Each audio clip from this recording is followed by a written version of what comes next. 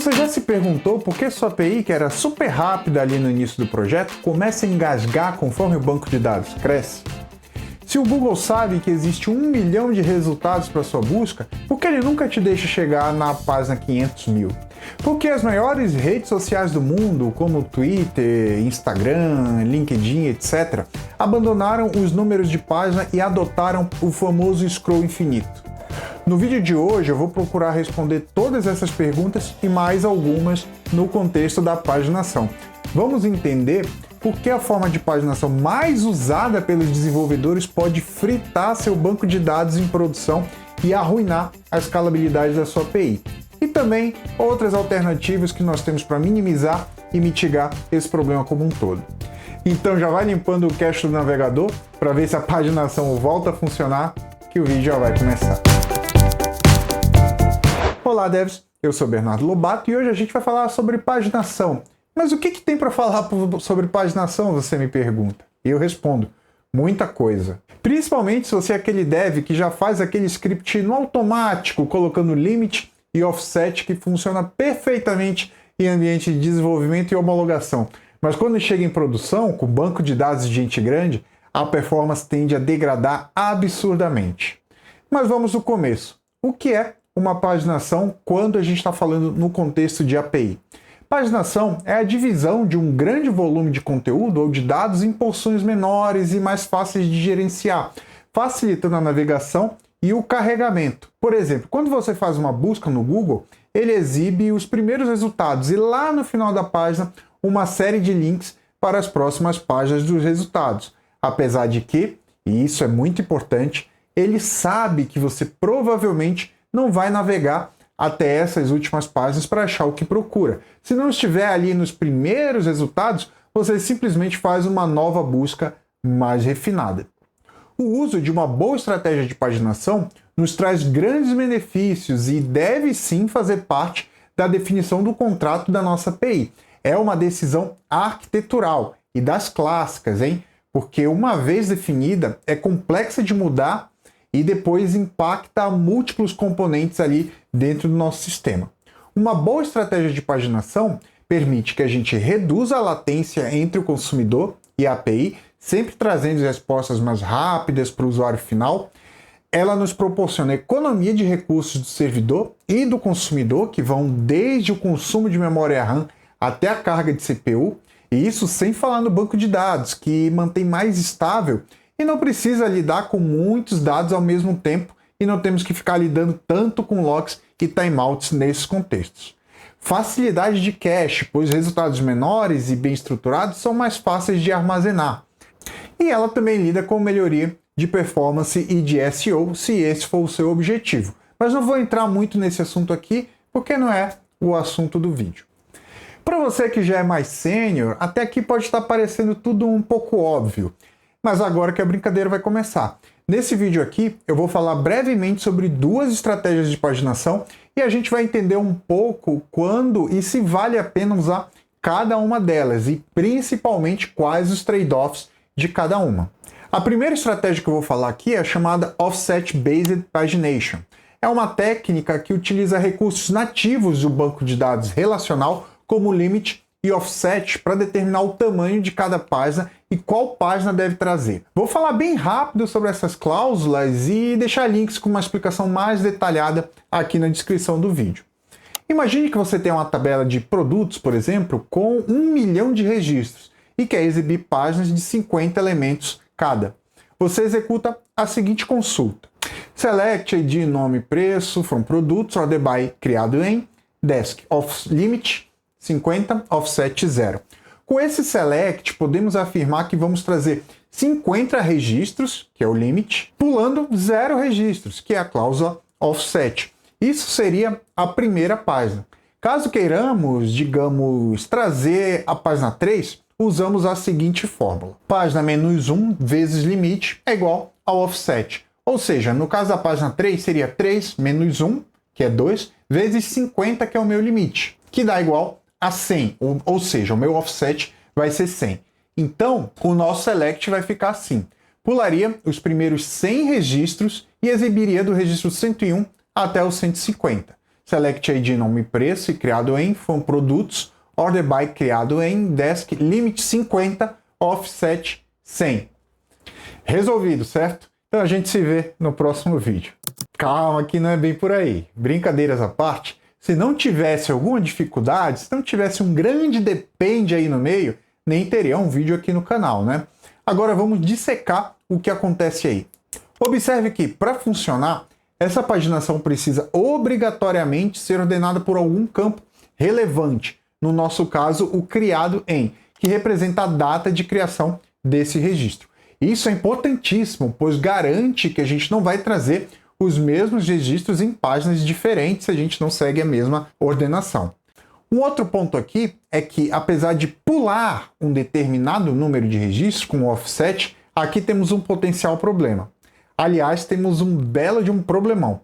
Acontece que o offset precisa contabilizar, processar e ordenar os registros, mesmo se eles foram pulados, de maneira que, se sua tabela possui um número muito grande de registros, conforme as páginas vão avançando, vai ficando cada vez mais e mais oneroso trazer esses dados paginados dessa maneira.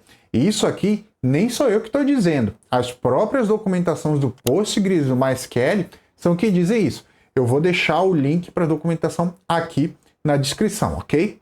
E é por isso que é comum encontrarmos buscas que funcionam maravilhosamente bem em ambientes de desenvolvimento e homologação, mas quando chega em produção é aquela tristeza, pois a tabela é bem maior e tende a crescer.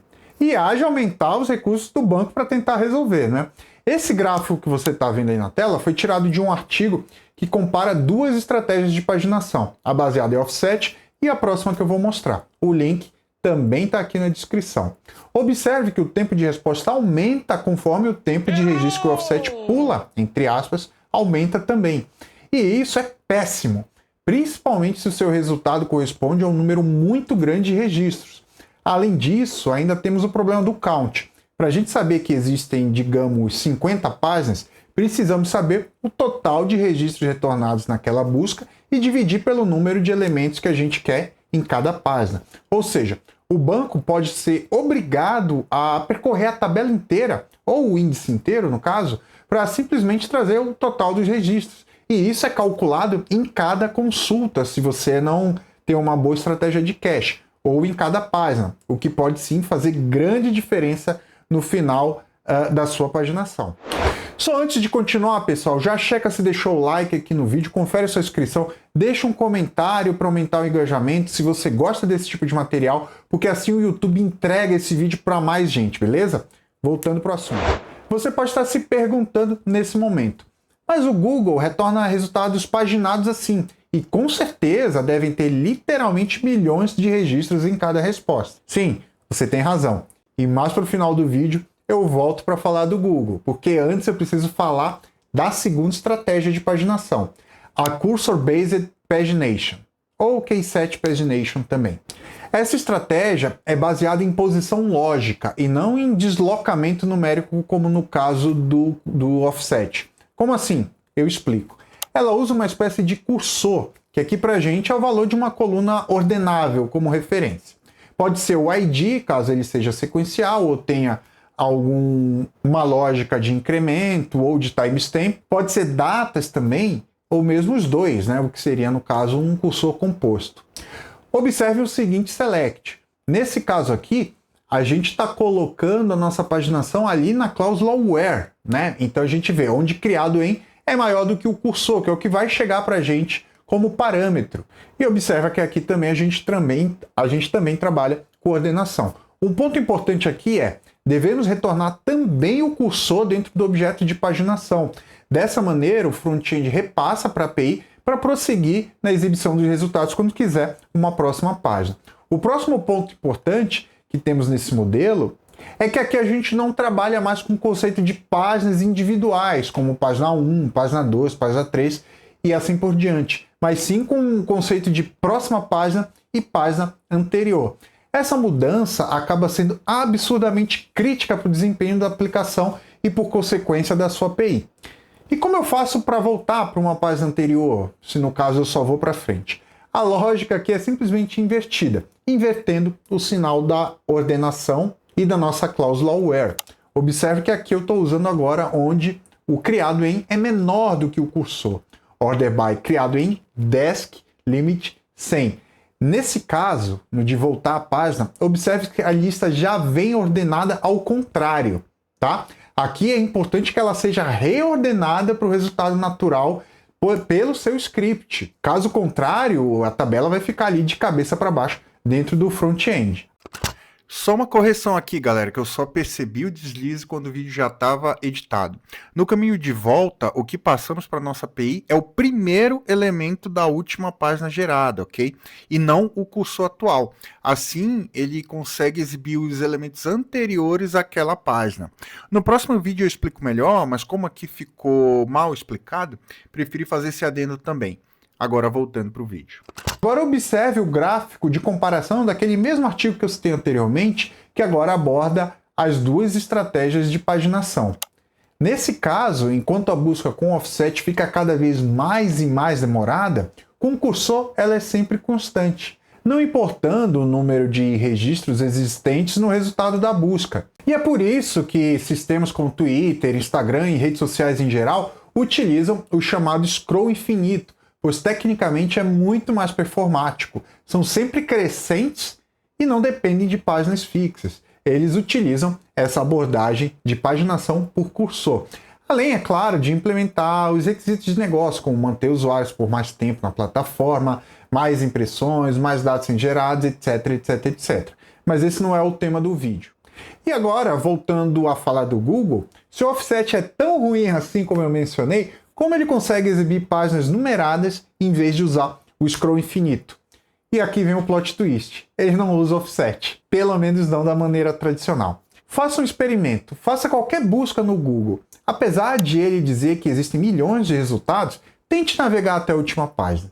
Você simplesmente não vai conseguir. Lá pela página 40 ou 50, o Google simplesmente para de mostrar novos resultados e força você a refinar sua busca. Isso acontece porque esse número gigantesco de resultados é apenas uma contagem estimada. O Google não percorre todos os documentos para contar exatamente quantos resultados existem. Ele usa estatísticas do próprio índice para dar uma aproximação, um palpite altamente otimizado. Os resultados das primeiras páginas são os mais relevantes e já estão pré-calculados e fortemente cacheados. Quando você clica na página 2 ou 3, o Google não está varrendo milhões de registros novamente e utilizando o offset. Ele está apenas exibindo um novo trecho de um ranking que já foi calculado anteriormente. E no final das contas, aqueles números de páginas que aparecem no rodapé da busca existem muito mais como um recurso de UX do que como uma paginação clássica de banco de dados. E eu vou deixar aqui na descrição um link também que demonstra mais ou menos isso daqui que eu estou falando, tá bom? Bom, depois disso tudo aqui que eu falei, a pergunta que fica é: qual estratégia eu devo usar? Devo descartar completamente a paginação com offset? Como quase tudo na arquitetura de software, a resposta é o nosso famoso depende. Se você tem certeza que aquele volume de dados específico da sua tela não vai chegar a um número muito alto, com centenas de milhares de registros, o offset based resolve rápido e sem muita dor de cabeça. Mas se você está desenhando um sistema de alta escala, com um feed ou uma API pública de grande volume, a estratégia de cursor é o que vai garantir que o seu banco de dados não peça arrego ali às 3 da manhã. Mas calma que o assunto não vai encerrar aqui. Você pode ter um sistema legado que usa a paginação offset e já tem dezenas de clientes plugados ali e está com uma performance cada vez mais degradada por conta dos dados que cresceram com o tempo.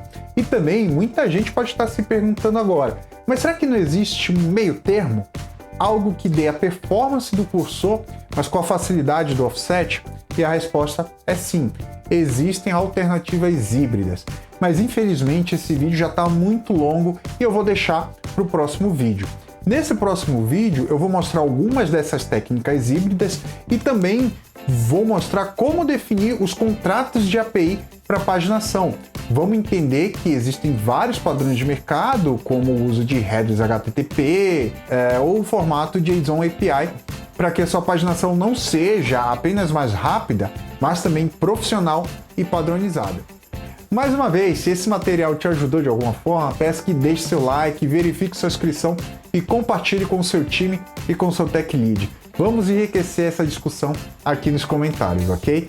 Mais uma vez, muito obrigado pela sua audiência e a gente se vê no próximo vídeo.